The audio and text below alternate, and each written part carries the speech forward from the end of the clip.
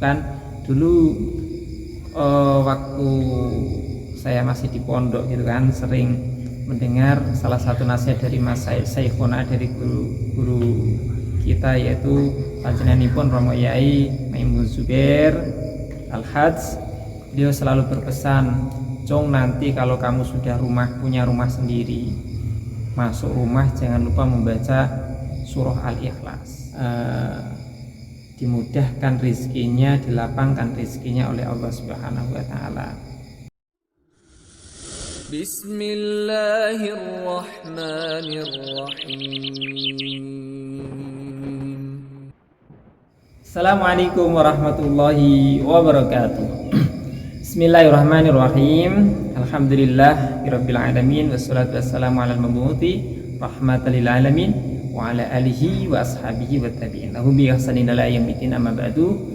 Jumpa kembali dengan kami dalam channel ngaji. Alhamdulillah, perjumpaan kali ini semoga mendapatkan hidayah dan ridha dari Allah Subhanahu wa Ta'ala. Amin. Oke sahabatku sekalian, tidak jauh berbeda dari video sebelumnya. Kalau yang video sebelumnya saya menjelaskan tentang hikmah Yasin, gitu kan, membaca surah Yasin, dimana videonya sahabat sekalian bisa saksikan di deskripsi ya. Insya Allah akan kami ikut sertakan dalam deskripsi. Kali ini saya akan membagikan amalia atau zikir baca surah Ikhlas, surah Al-Ikhlas. Kan dulu waktu saya masih di pondok gitu kan, sering mendengar salah satu nasihat dari Mas Syekhona, dari guru kita, yaitu panjenenganipun Romo Yai Maimun Zubair Al-Hajj. Beliau selalu berpesan, "Cong, nanti kalau kamu sudah punya rumah sendiri, masuk rumah jangan lupa membaca surah Al-Ikhlas." Ya, meskipun itu di majelis pengajian yang tidak secara khusus ditunjukkan kepada orang-orang tertentu atau santri-santri tertentu, tentu oleh para santri ini sudah memaknai kan, bahwa ini adalah nasihat untuk saya, dan nasihat termasuk salah satunya untuk saya pribadi, dan sebisa mungkin ini nanti bisa dihafalkan, diamalkan, maksudnya bisa diamalkan. Apa sih sirnya surah Al-Ikhlas itu? Rahasia dari surah Al-Ikhlas itu, tentu kan timbul pertanyaan seperti itu, gitu kan? Ternyata saya membaca dalam kitab Kaifa Takunu Ghaniyan itu diterangkan bahwa di antara penyebab yang sangat kuat seseorang itu dilapangkan rizkinya dan mendapatkan rizki yang barokah dari Allah Subhanahu wa Ta'ala, itu ketika dia mau masuk rumahnya itu baca surah ini. Surah apa? Surah Al-Ikhlas. Hafal nggak surah Al-Ikhlas? Tentu sahabat semua hafal lah surah Al-Ikhlas ya.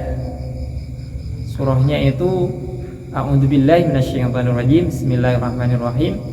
Qul huwallahu ahad, Allahus samad, lam yalid wa lam yulad wa lam yakul lahu kufuwan ahad. Itu dibaca dalam satu kali bacaan. Saat apa? Saat kita masuk rumah sendiri. Kita kan sering masuk rumah sendiri salam gitu kan. Nah, ini nanti kita terus disambung dengan bacaan apa? Bacaan surah Al-Ikhlas. Hadisnya, referensinya itu, man qara'a qul huwallahu ahad indama yadkhulu manzilihi nafas al-faqra an ahli dzalikal manzil. Jadi barang siapa membaca qul huwallahu ahad ketika apa? Ketika masuk ke dalam rumahnya masing-masing gitu kan, maka yang terjadi nafas al-faqra an ahli dzalikal manzil. Jadi akan dihilangkan kefakiran dari penghuni rumah tersebut. Amin Allahumma amin. Semoga kita senantiasa bisa mengamalkan hal-hal yang kelihatannya sepele ini ya, kelihatannya ringan ini, tapi kalau kita tidak ingat-ingat betul dan kita tidak realisasikan ya, ini hanya sekedar akan jadi pemberitaan saja, ya berita saja, informasi saja, tapi semoga kita bisa mengamalkan. Itu hujahnya. Jadi seketika masuk ke rumah, melangkahkan kaki kanan masuk ke rumah, baca suratul Fatihah sekali saja. Gitu. Ada nggak